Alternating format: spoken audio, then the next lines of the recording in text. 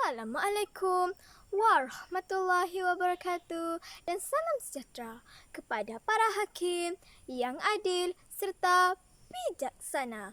Saya Adina Batrisya binti Afandi berumur 12 tahun dan bersekolah di Sekolah Kebangsaan Kuala Kaum. Tajuk cerita saya pada hari ini ialah Kisah Sumpahan Mahsuri. Kisah bermula di sebuah pulau bernama Pulau Langkawi. Pak Pandak dan Mak Andak mempunyai seorang anak gadis yang sangat cantik diberi nama Mahsuri. Nama Mahsuri menjadi sebutan serata Pulau Langkawi. Ramai lelaki cuba meminang tetapi ditolak oleh Mahsuri dengan berbagai alasan. Semenjak kecil, Mahsuri mempunyai seorang kawan rapat bernama Wan Darus. Badannya tegap, bermata sipit, berkulit putih dan baik budi pekerti. Wan Darus telah lama menaruh hati kepada Mahsuri. Oleh sebab itu, dia meminta ibu dan ayahnya pergi meminang Mahsuri. Tuah ayam nampak di kaki, tuah manusia siapa yang tahu? Tidak disangka-sangka pinangannya diterima. Rupa-rupanya dalam dia Mahsuri juga telah menaruh hati kepada Wan Darus. Akhirnya Mahsuri sah menjadi isteri Wan Darus. Kehidupan mereka sangat bahagia. Kisah sumpahan Mahsuri bermula apabila perairan Pulau Langkawi diceroboh oleh Lanun Siam. Sultan memerintahkan kesemua pemuda di kampung mereka pergi mempertahankan Pulau Langkawi. Termasuklah suaminya Wan Darus.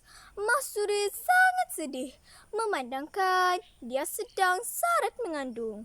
Cukup 9 bulan 10 hari, maka lahirlah seorang bayi lelaki yang sangat comel diberi nama Wan Hakim bin Wan Darus. Mahsuri mempunyai seorang kawan baik bernama Wan Mahora. Wan Mahora telah berkahwin dengan Datuk Pekermajaya merupakan wakil Sultan Kedah di pulau itu. Tiada angin, tiada ribut. Wan Mahora mendengar khabar bahawa suaminya Datuk Pekermajaya ingin menjadikan Mahsuri sebagai isteri kedua. Wan Mahora sangat marah dan cemburu. Satu perancangan jahat telah diatur untuk menjahanamkan hidup Mahsuri. Dia meracuni fikiran Datuk dengan kata-kata Sultan bercampur fitnah. Kononnya, Mahsuri telah menjalankan hubungan sulit dengan lelaki lain semasa suaminya tiada di rumah. Datuk percaya akan kata-kata isinya itu benar belaka. Tanpa usul periksa, Mahsuri ditangkap dan diseret oleh orang-orang Datuk. Mahsuri menangis dan merayu agar dirinya dilepaskan, tetapi tidak dipedulikan. Dalam keadaan marah, Datuk menjatuhkan hukuman bunuh ke atas Mahsuri. Keputusan Datuk memang zalim dan tidak berhati purut. Wan Mahora sangat gembira. Rancangan jahatnya berhasil menghapuskan Mahsuri terus dari muka bumi ini. Mahsuri dibawa ke tempat hukuman dan diikat di sebatang pokok. Hatinya sangat sedih dan hibah mengenangkan nasib anaknya yang masih kecil dan suaminya entahkan hidup, entahkan mati. Di pagi yang hening, hukuman bunuh ke atas Mahsuri dijalankan. Sebatang tombak yang tajam ditikam ke badan Mahsuri. Tetapi tombak itu langsung tidak menembusi badan Mahsuri. Datuk terus menyiksa Mahsuri dengan pelbagai cara. Badan Mahsuri semakin lemah. Akhirnya, dia memberitahu satu rahsia bahawa hanya sebilah keris pusaka milik keluarganya yang mampu memutuskan nyawanya. Ya Allah, aku reda akan matiku ini jika benar aku bersalah. Tetapi jika benar aku tidak bersalah, akan keluarlah darah putih dari tubuhku ini. Aku haramkan darahku mengalir di muka bumi ini. Aku sumpah bumi Langkawi tidak akan aman. Berpuakalah menjadi padang jarak padang tukukur sepanjang 7 keturunan. Suasana bertukar rupa. Langit cerah bertukar gelap. Angin bertiup kencang. Hujan turun dengan lebatnya. Kilat sabung menyabung. seakan alam marah dan tidak rela korban berdarah ini. Dengan sekali tikaman sahaja, keris itu langsung menembusi rusuk kiri Mahsuri.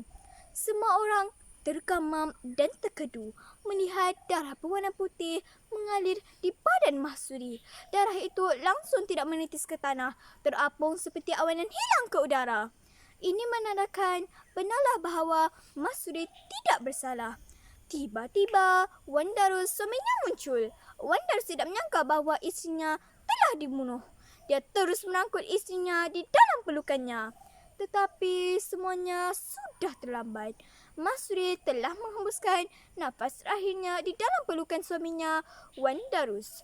Wan Darus menangis dan berteriak seperti orang gila. Dia terus membunuh Datuk Pekermanjaya dan Wan Mahora kerana telah menjadi dalang dalam pembunuhan isterinya, Mahsuri.